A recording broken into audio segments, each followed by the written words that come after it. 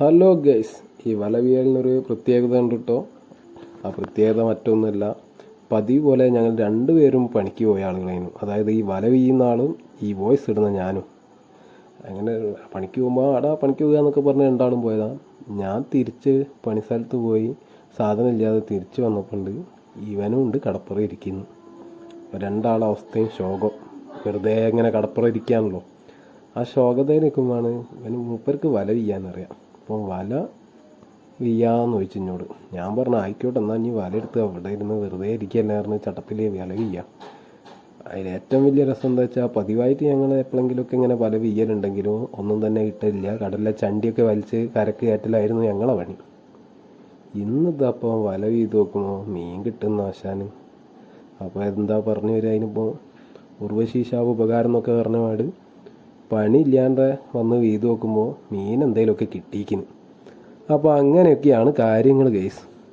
അപ്പോൾ ഇന്ന് കിട്ടിയ മീൻ ഇങ്ങനെ കാട്ടിത്തരാം. എന്താ ഈ വലയിൽ കണ്ടില്ലേ, ഇപ്പം വന്ന വലയിൽ അതാ അതിന് കാർഡ് എന്നാ പറയുക, കാർഡ്.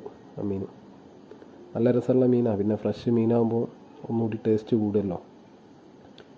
അപ്പോൾ നമ്മുടെ ആശാൻ നല്ല സന്തോഷത്തിലാണ്. വല വീത് ഒരു വലക്ക് 2 കാർഡ്, അത് കിടക്കുന്ന 1 2 3 കാർഡ്. പിന്നെ അതാ അടുത്ത വല വീശൽ.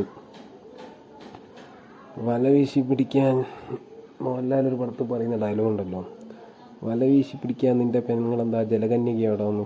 അതേപോലെ മൂപ്പർക്ക് പിന്നെ ഹരം പിടിച്ചപ്പോൾ വല വീശലോട് വീശൽ. അപ്പോൾ അടുത്തൊരു വീയലും കൂടി കാണാൻ പോകും. ഇപ്പോൾ ഒരു 1.5 വീയൽ വീയും. പിന്നെ ഗൈസ്, നമ്മുടെ ചാനൽ ഇഷ്ടപ്പെട്ടാൽ ലൈക്ക് ചെയ്യുക, ഷെയർ ചെയ്യുക, സപ്പോർട്ട് ചെയ്യുക, സബ്സ്ക്രൈബ് ചെയ്യുക. ഇതേപോലത്തെ ഞങ്ങളെ രസകരമായ വീഡിയോസൊക്കെ വരുന്നതായിരിക്കും. അപ്പോൾ എങ്ങനെയുണ്ട് ആളെ വല വീതിട്ടുള്ള ആ ഒരു ഇരിപ്പ്, അത് പൊന്തിച്ചെടുക്കുന്ന അതിലും മീൻ. സംഗതി ചുരുക്കി പറഞ്ഞ അന്ന് കുശാൽ തന്നെ, ഉഷാറേനൊന്ന്. അപ്പോൾ എല്ലാവരോടും ഞങ്ങളെ ചാനൽ മറക്കാതെ കാണുക, സബ്സ്ക്രൈബ് ചെയ്യുക, ഷെയർ ചെയ്യുക, സപ്പോർട്ട് ചെയ്യുക. അതുണ്ടല്ലോ, ആ ഒരു മീനെ കണ്ടില്ല, അതിനെ പുൽപ്പരുത്തി എന്ന് പറയും കേട്ടോ. പിന്നെ അതുപോലെ പതിവ് പോലെ ഞങ്ങൾക്ക് കിട്ടുന്നൊരു സാധനം അതിലും കിട്ടി.